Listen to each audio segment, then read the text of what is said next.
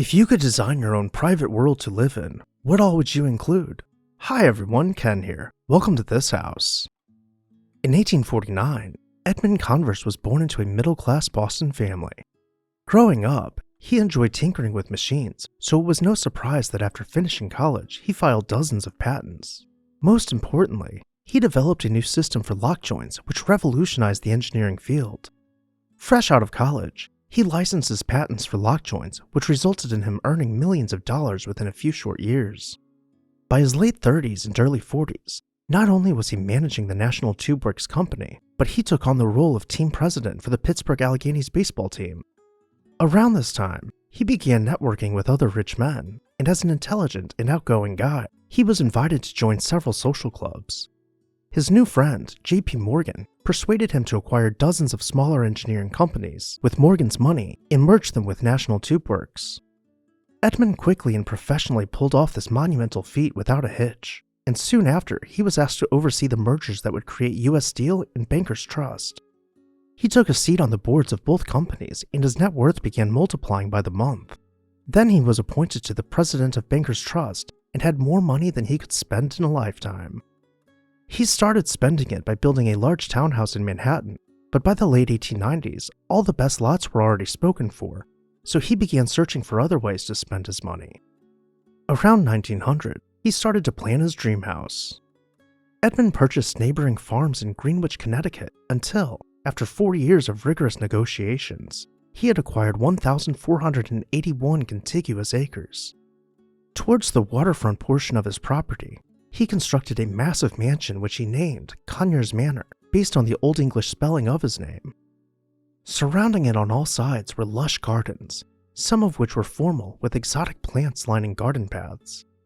Though, more substantially, his farm was able to produce enough eggs, dairy, meat, and fruit to feed his family year-round. Running such a colossal farmstead required 200 full-time employees to live on site in various cottages. The principal gardener had a private cottage for his family, and similarly, the superintendent had a cottage to himself. As we continue exploring the property, we will find a barn with dozens of livestock inside. Though, perhaps the favorite of the staff was the garage. In this photo, we can see Edmund's chauffeurs driving some of the most expensive cars of the day. They were responsible for ensuring that they were perfectly polished and ran smoothly anytime a certain car was requested by Edmund. The building we see next door to the garage was not only a water tower, but a clock tower with an automated bell to signal shift changes, a project which Edmund designed himself. As we finish exploring some of the outbuildings, let's make our way back to the manor. We'll round about its side, marveling at its sheer scale as we head for the main entrance below the porte cochere. Here we find the front door tucked away behind a stone vestibule. Let's continue inside.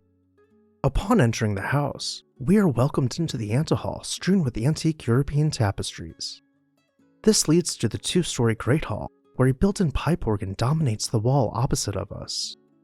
First, let's take a look at the staircase behind the limestone fireplace. Just to the left of the antehall, the grand staircase hugs walls clad in old-growth oak paneling. The oak balustrade has been meticulously hand-carved by artists, but before we travel further upstairs, let's turn around and explore the first floor. To one side of the Great Hall is the library, continuing with oak paneling and intricate relief work. While there might not be any bookcases to show off handsome leather-bound books, this room was more for show. Mrs. Converse had her own study, where she was known to spend time reading and, upon occasion, host more serious conversations. Her study contained half-height bookcases accented by hand-tooled leather walls, and all set below an arabesque patterned plaster ceiling. Let's continue wrapping around the Great Hall from here until we find the drawing room and picture gallery. Edmund became an avid art collector, and as we go through the rest of the house, keep an eye out for pieces you might have seen in museums the world over. Next, we will follow the long shadows of antique European furniture into the dining room. Turning around, the wall's walnut paneling glows in the sunlight, though the table is illuminated not by a chandelier, but by the ambient light of the wall sconces. Just out of sight from guests, the garden-level kitchen would be busy all day, as each of the family's meals are prepared by their staff. Let's cut back across the main hall to find the staircase. As we round the landing, appreciating the artwork hung on the walls, we will continue towards the mezzanine. From up here, we can look over the main hall and begin searching for the bedrooms.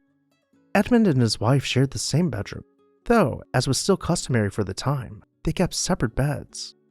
Each of the bedrooms are similarly styled, creating a cohesive experience for the family. They all had lounge chairs and a fireplace and were finished in neutral tones with a few pops of colors in the textiles patterns. Each of the bathrooms on this floor are absolutely massive, with enough space for tables and sofas in addition to oversized bathtubs and vanities. Edmund and his family lived happily at Conyers farm for many years. In 1912, his wife passed away and he began looking for ways to give back. He donated huge sums of money to schools to build libraries and lecture halls. Then, after the traditional 2 years of mourning, he remarried and continued living in the mansion for nearly another decade. In 1921, while vacationing in California, he passed away of a sudden heart attack in his hotel room. At first, people couldn't believe that he had gone out that way. He regularly exercised and ate what was considered a healthy diet at the time. Rumors began spreading about suspicious circumstances, but his family was quick to dispel the notion of foul play as they had all been around him when he passed. At this time, his estate was valued at $21 million, the modern equivalent of about $361 million. The lion's share of his estate was willed to schools and charities, with the rest being divided up amongst his children. Conyers farm was maintained by the Bankers Trust for the next 6 years while the group searched for a buyer. Finally, it was sold in 1927 to a man who planned to renovate it, but before he could get started, the Great Depression hit and he went broke. 9 years later, it was sold again, though the new owner's plans also fell through. After sitting mostly abandoned for 59 years, the estate was purchased by a wealthy businessman, Peter Brandt, who subdivided the property into large lots for luxury homes, selling the original mansion to celebrated tennis legend Ivan Lendl. In 1985, as restorations were in full swing with millions of dollars already spent restoring the mansion, the house fell victim to arson. By the time the flames had quelled, Conyers Manor was a total loss. Thankfully, we still have a handful of photos to remember the once magnificent estate of Edmund Converse. As we went through the house, did you have a favorite room or feature? Let me know down below in the comments section, and while you're there, make sure to hit that subscribe button so you never miss an exciting episode of This House.